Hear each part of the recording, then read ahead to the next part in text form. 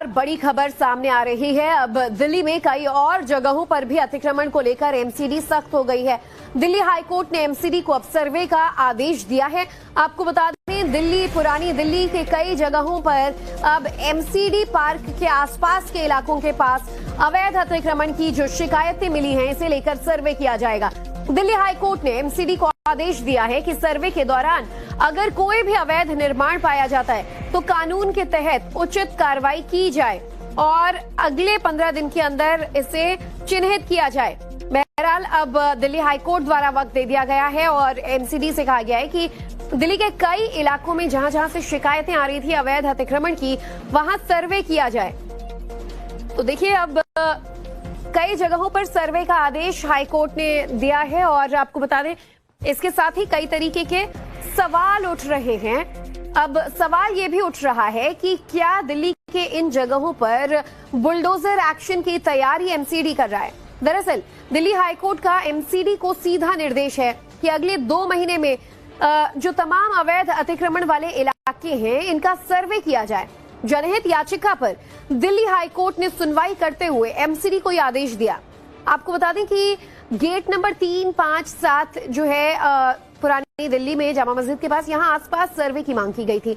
आरोप है कि इन गेट्स पर अवैध पार्किंग और अतिक्रमण होता है।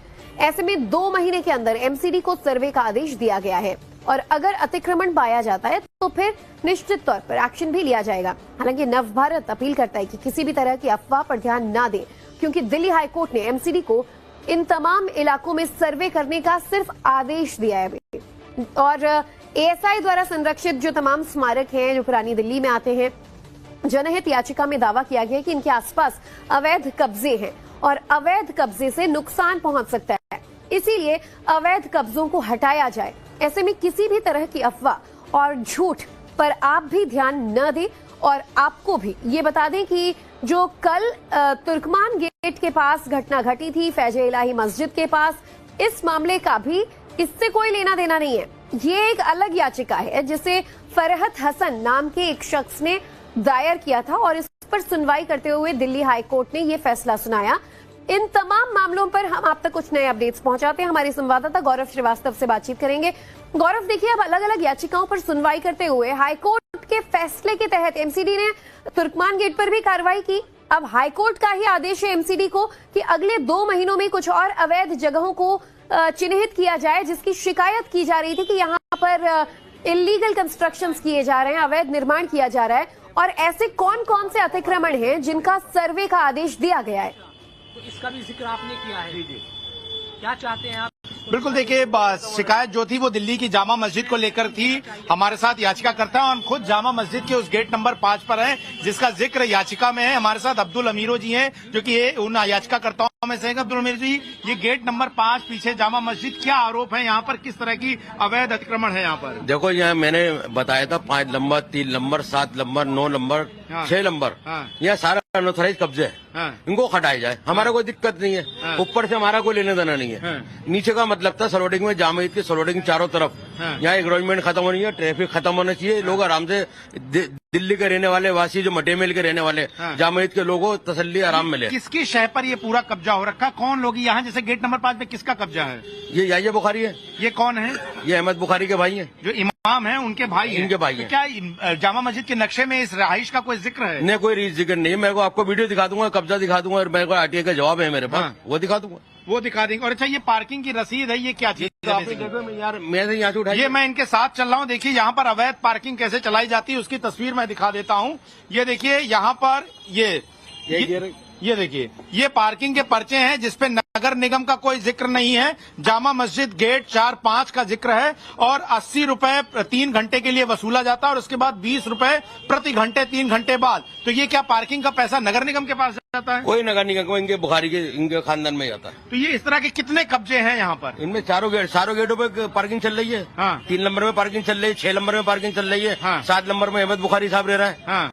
क्या मतलब है यार? अस्पताल बता रहे थे आप कोई? 9 नंबर पे अस्पताल है, उसके बराबर में रिहाइश कर रखी है, केमिस्ट शॉप चल रही है, केमिस्ट शॉप चल रही है, अस्पताल जो है फाउंडेशन ट्रस्ट बना रखी है, चैरिटेबल ट्रस्ट बना रखी है और न जाने कितनी ट्रस्ट बना रखी है। इतना फंडिंग बाहर से आती है, सब अंदर है। पता नहीं कितनी ट्रसें बना रखे जामा के नाम से। दुकानें बहुत सारी देखी हमने जो सड़कों पे लगी हुई हैं। कितना पटरी वाले क्या क्या पटरी वाले 1000 रुपए लेते हैं। मैंने दिन का पर डे एक दिन में लाखों रुपए की स्कीम है।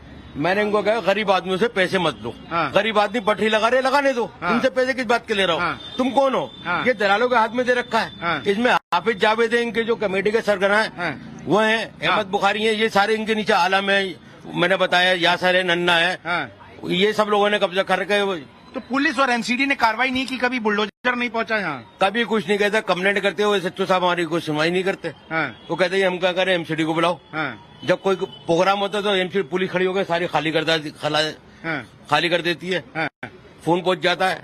मंत्री बनी है सबके डिपार्टमेंटों की, क्या करोगे?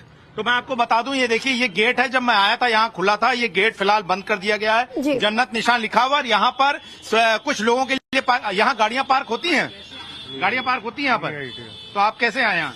मैं तो वैसे ही। अच्छा, मैं आपको बता दूं कि ये जो गाड़ियां दरअसल बाहर इंतजार कर रही हैं, वो हमारे पहुंचने के बाद इन गाड़ियों को फिलहाल बाहर ही पार्क कर दिया गया है। और यहाँ के जो कुछ एक दुकानदार हैं जो कि इतना पैसा दे सकते हैं कि 80 रुपए प्रति 3 घंटे की वो पार्किंग पे कर सकें, उसके बाद 20 रुपए प्रति घंटा दे सकें, उन सभी की पार्किंग यहाँ पर है। और आप देखिए कब्जा किस तरीके से जामा मस्जिद के इलाके में। ये देखिए ये एक अवैध दुकान चल रही है। जब अवैध अतिक्रमण को हटाया जाता है तो इतना बवाल क्यों? और इस पूरे मामले को लेकर किस तरीके के प्रोपेगेंडास क्रिएट किए जा रहे हैं, इस पर चर्चा करने के लिए राजनीतिक विश्लेषक अंबर जैदी हमारे साथ जुड़ चुकी हैं और इस्लामिक स्कॉलर डॉक्टर मुमताज आलम रिजवी हमारे साथ जुड़ चुके हैं।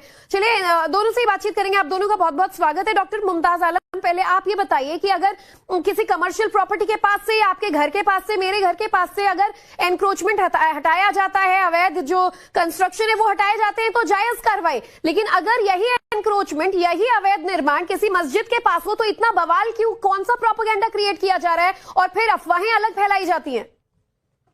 बहुत बहुत शुक्रिया आपका। देखिए, कहीं कोई अफवाह नहीं, कुछ नहीं है। इससे पहले जामा मस्जिद का 4 महीना पहले जो पुरातत्व विभाग है वो भी सर्वे कर चुका है, क्योंकि हिस्टोरिकल वो इलाका है, दूर दराज से लोग दुनिया भर से आते हैं, वहां खरीदारी करते हैं। हर जगह इस तरह के बाजार लगते हैं और वही बाजार जो है उसकी रौनक होती है। वहाँ होटल्स हैं, वहाँ छोटे मोटे सामान बेचने वाले लोग हैं, दुकान लगाते हैं। अब जब इतनी दूर से लोग आते हैं तो वहां गाड़ी खड़ी करने का भी पूरा इंतजाम किया जाता है। बहुत बार ऐसे प्लान आए हैं कि जामा मस्जिद के नीचे, मीना बाजार के नीचे पार्किंग बड़ी बनाई जाए ताकि जो दूर दराज से लोग आए हैं उनको पार्किंग मिले। तो जाहिर बात है लोग अलग अलग खड़ी कर देते हैं। और चूंकि पर ये सिर्फ जामा मस्जिद के पास थोड़ी होता है, पुरानी दिल्ली से लेकर पूरी दिल्ली में इतने सारे ऐसे मॉन्यूमेंट्स हैं, हर जगह टूरिस्ट आते हैं। तो आप कह रहे हैं कि इस तरीके का जो एनक्रोचमेंट है और ये जो अवैध निर्माण है ये जायज है क्यों? क्योंकि वहां पार्किंग नहीं है। नहीं, मैं क्या कह रहा हूँ, देखिए जब गाड़ियां खड़ी होती हैं तो वहां पे वर्कर लगते हैं जो गाड़ी को तरतीब से लगाते हैं, उनकी देखभाल करते हैं। ऐसे भी हम लोग भी जाते हैं, देखिए हम लोग 10-20 रुपया 50 रुपया किसी को दे ही देते हैं जो ठीक से लगा देता है गाड़ी, वहां पे खड़े रहते हैं। चप्पल जूता की रखवाली करने वालों को भी हम लोग टिप्स देते हैं। सवाल वो नहीं है, ये तो चलिए सबको पता है कि कैसे पार्किंग हो रही है, कैसे यहाँ पर जो तमाम रेडी पटरी वाले हैं वो आते हैं, सब अपना अपना काम कर रहे हैं और सबके लिए अलॉटेड जगह होती है, अथॉरिटी द्वारा दिया जाता है। लेकिन सवाल ये है कि इस पूरे मामले को लेकर सियासत जो शुरू हो जाती है, इस पूरे मामले को लेकर धर्म के एंगल से प्रोपेगेंडा जो क्रिएट किया जाता है। अंबर भी हमारे साथ मौजूद हैं। अंबर, देखिए पहले जो कल परसों में जो बवाल हुआ वो भी आपने देखा और जिस तरीके से फैज़-ए-इलाही मस्जिद को लेकर सोशल मीडिया पर बड़ा बवाल छा गया कि मस्जिद ढहा दी गई, मस्जिद ढहा दी गई, हमारे इर्द गिर्द लोग बोलते हैं मस्जिद शहीद कर दी गई। ये तमाम अगर प्रोपेगेंडा नहीं है, ये अफवाह नहीं है, तो फिर क्या है? और गौर करने वाली बात ये होती है कि ये जो ज्यादातर हाईकोर्ट तक मामला पहुंचा है, याचिकाकर्ता भी उसी समुदाय से आते हैं। देखिए, सबसे इंटरेस्टिंग बात यही है कि जैसे फैज़-ए-इलाही मस्जिद वाले केस में आपने अफवाहें देखी और लोगों के बीच में, आम मुसलमानों के बीच में ये रहा कि सरकार ने मस्जिद को शहीद कर दिया, मस्जिद ढा दी। तो ऐसे ही वो लोग जो इस अतिक्रमण का फायदा उठाते हैं और जाहिर सी बात है वो भी उसी समाज से आते हैं। आपने देखा याचिकाकर्ता भी मुसलमान है और मैं पूरी अपनी जिंदगी में, मैं पूरी दिल्ली में मेरा जीवन कटा, मैं पूरी 2 बार सिर्फ पुरानी दिल्ली गई हूँ और दोनों बार मैंने ये तौबा की है कि आगे से मैं कभी नहीं जाऊंगी। अगर आप वहां जाएंगे तो खो जाएंगे, जिस रास्ते से गए थे आप वहां से आ नहीं पाएंगे, जाके आप तौबा कर लेते। तो आप जरा सोचिए, वो लोग जो टूरिस्ट आते हैं और वहां पर सबसे बड़ी समस्या ये है कि कोई भी कहीं ऐसा एमसीडी कुछ की नहीं है कि पार्किंग वहाँ नहीं तौबा है। कर लिया। और जो रेडी पटरी वाले हैं जरूर वो उस बाजार की रौनक है, लेकिन उन गरीबों से 1000 रुपए रोज लिया जा रहा है, जो शायद नहीं, कोई 1000 रुपया नहीं लिया जाता, ये झूठा प्रोपगंडा वो है। लोग पैसा अंबर उगा रहे हैं, जिनके पास फंडिंग आ रही है, मैंने जो अल्लाह बड़ी की राह में रिपोर्टें काम की कर है, रहे हैं। आप झूठा अपने ही प्रोपगंडा समाज के किया जा लोगों रहा से है। गरीब जिनके वहाँ नाम पे पर कुछ लोग आपको फॉरेन फंडिंग अपनी आती है, दुकानें उन्हीं से चलाना आप चाहते हैं, पैसे कुछ कमाते लोग हैं। वहाँ पे आपने अवैध अरे मजदूरी मुमताज किया, आलम मजदूरी रिजवी जी, किया, पहले आप अंबर जैदी को पूरा सुन लीजिए, फिर आप काउंटर करिए। आपकी पूरी बात मुमताज हमने आलम साहब सुनी। आप बोल रहे थे, मैंने आपके ऊपर नहीं बोला, तो आप मुझे रखने दीजिए। तो यहाँ पर सबसे अहम बात यह है कि समस्या पूरे दिल्ली की में अतिक्रमण की है, और जब उसी समाज से, उसी मोहल्ले से, उसी एरिया से लोग निकल कर आते हैं, तो आप जरा सोचिएगा कि वो लोग वहां पर जिनके पास गाड़ियां हैं वो गाड़ी रख नहीं पाते, कई कई किलोमीटर दूर बाहर वो पार्क करते हैं, फिर कई किलोमीटर रिक्शा और वो सब, वहां पे रिक्शा करने का भी फायदा नहीं होता, क्योंकि रिक्शों की भी कई किलोमीटर तक लाइन होती है। आप जरा सोचिए, वहां पर रहने वालों से पूछिए कि वो किस तरह से जीवन व्यतीत करते हैं। आप यहाँ पर बैठ के राजनीति कर दीजिए, उनके लिए जिंदगी बहुत मुश्किल है, आम लोगों का जीना वहां पर मुश्किल है। मैं खुद वहां पर गई हूँ और मेरे पापा का ननिहाल वहां से, वहां पर कोई जाता नहीं, एक बार जाके दूसरी बार जाने का कोई सोच भी नहीं सकता है कि भाई वहां तो तौबा अल्लाह की के उधर कोई चला जाए। तो ये सवाल यही है आप दोनों से भी कि अब जामा मस्जिद जो है, क्या वो अगला ये माना जा रहा है कि सो कॉल्ड टारगेट है? बहरहाल सिर्फ हाईकोर्ट की याचिका है, हाईकोर्ट में याचिका है जिस पर सुनवाई हुई और फिर ये आदेश एमसीडी को दिया गया। आप दोनों के पास में आऊंगी, लेकिन गौरव का रुख कर लेती हूँ। तुर्कमान गेट के पास जो बवाल हुआ गौरव, अब सवाल यही है कि जामा मस्जिद को लेकर 2 महीने में सर्वे के लिए सिर्फ आदेश दिया है, लेकिन अफवाह वहां भी फैली, माहौल वहां भी बिगड़ा, मस्जिद का बाल तक बांका नहीं हुआ था। खुद वहां कॉलोनी के लोग जो हैं, गली मोहल्ले के, वो मान रहे हैं कि हमें पहले से पता था कि जो बारात घर है उसको ढाया जाएगा, जो डिस्पेंसरी थी उसको ढाया जाएगा। क्यों? क्योंकि वो अवैध था। लेकिन अब जामा मस्जिद के पास सर्वे करना है तो लोग अभी से बौखलाने लगे।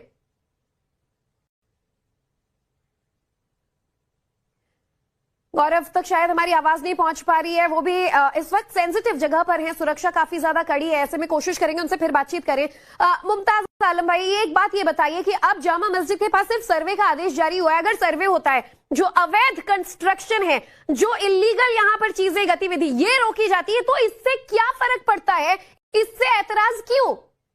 देखिए, मैं यही कह रहा था कि इससे पहले भी कई बार सर्वे वहां पे हुए हैं। 4 महीना पहले वहां पे पुरातत्व विभाग ने भी सर्वे किया है, एमसीडी की भी नजर रहती है। मैं ये कह रहा हूँ, सर्वे से कहीं कोई मसला नहीं है, कोई मसला नहीं है, गलत अफवाह भी नहीं उड़ानी चाहिए। लेकिन सर्वे होगा, अगर अवैध निर्माण पाया जाएगा, एनक्रोचमेंट होगा, यहाँ पर तो कार्रवाई तो होगी, बुलडोजर तो पहुंचेंगे ही। बदनाम करना चाहते हैं।